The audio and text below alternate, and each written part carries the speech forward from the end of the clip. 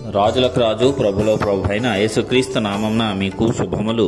మరి ఒక్కసారి నూతన సంవత్సరం అనుగ్రహించినటువంటి ఆ దేవాది దేవునికి మనమందరము కృతజ్ఞతాస్తుతులు చెల్లింపబద్ధులమై ఉన్నాము. దేవుడు మనలను ఈ యొక్క నూతన సంవత్సరంలో ప్రతిరోజు తన యొక్క ఆశీర్వాదములతో నింపునుగాక. ఈరోజు దేవుడు మనకు అనుగ్రహించినటువంటి వాక్య ధ్యానము ద్వితీయోపదేశ కాండము 30వ అధ్యాయము 5వ వచనము. ఆయన నీకు మేలు చేసి నీ పితరుల కంటే నిన్ను విస్తరింపజేయును.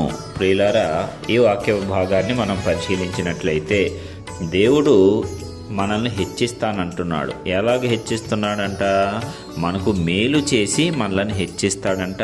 మన పితరుల కంటే మనలను విస్తరింపజేస్తాడు అని వాగ్దానంగా చెప్తూ ఉన్నాడు.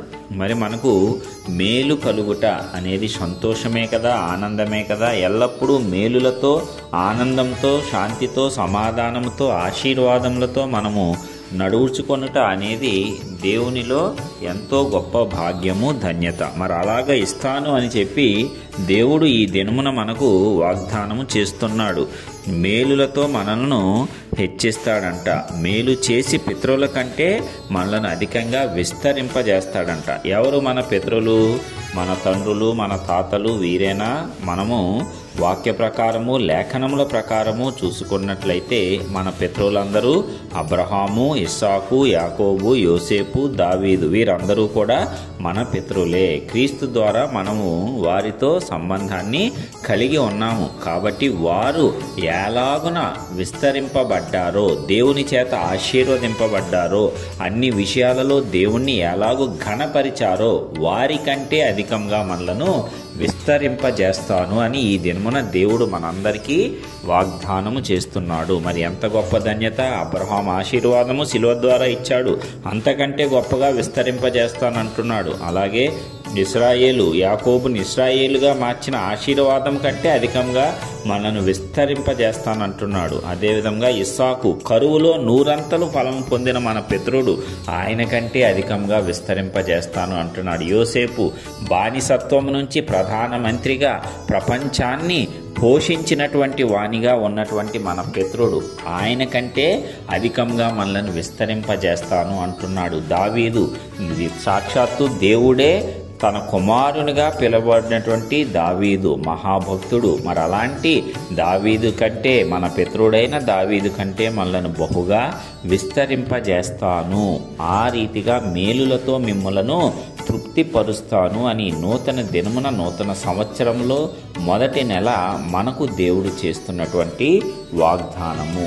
మనమందరము దీనిని స్వతంత్రించుకుందాము. క్రీస్తు ద్వారా మనమందరము దీనికి అర్హులమే. ఎందుకంటే మనలో ఉన్నవాడు లోకంలో ఉన్న వారందరికంటే గొప్పవాడు. మరి అబ్రహాము, ఇస్సాకు, యాకోబు, యోసేపు, దావీదులు మరి ఆశీర్వదింపబడినప్పుడు క్రీస్తును మనలో కలిగి సాక్షాత్తు పరిశుద్ధాత్ముడే మనలో నివసిస్తూ ఉన్నప్పుడు మనము ఎంత గొప్పగా ఆశీర్వదింపబట్ట గొప్ప విషయమేమీ కాదు. అది ప్రతి ఒక్క విశ్వాసి పొందుకోవలసినటువంటి ఆశీర్వాదమే. అందుకే మన పితరుల కంటే అధికమైనటువంటి మేలు మనకు కలుగజేసి మనలను విస్తరింపజేస్తాను అని దేవుడు ఈ రోజున మనకు వాగ్దానం చేసి ఉన్నాడు. వాగ్దానం చేసిన వాడు నమ్మదగిన వాడే కదా. మరి కాబట్టి మనము ఆయన వాగ్దానమందు, వాక్యమందు నమ్మకం ఉంచుదాము. మరింత గొప్పగా దేవుడు మనకు ఆశీర్వదించటానికి, విస్తరింపజేయటానికి ద్వారములు తెరిచి ఉన్నాడు కదా. మరి మనము కూడా మన పితరుల కంటే అత్యధికంగా దేవుణ్ణి ప్రేమిద్దాము. ఆయన మార్గాలను అనుసరించి నడుచుకుందాము.